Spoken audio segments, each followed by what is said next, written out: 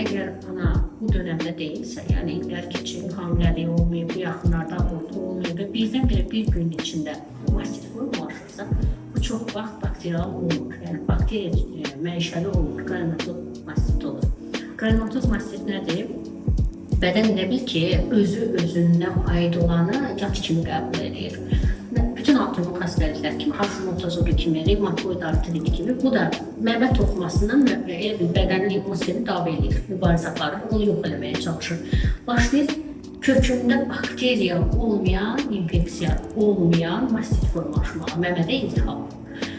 O biri mastitdən fərqi nədir? Müalicəsi biraz çətindir. Biz deyə bilmirik də bu granulomatoz mastiti. Onu ancaq biyopsiya alıb, o diaqnozu qoymaq olur.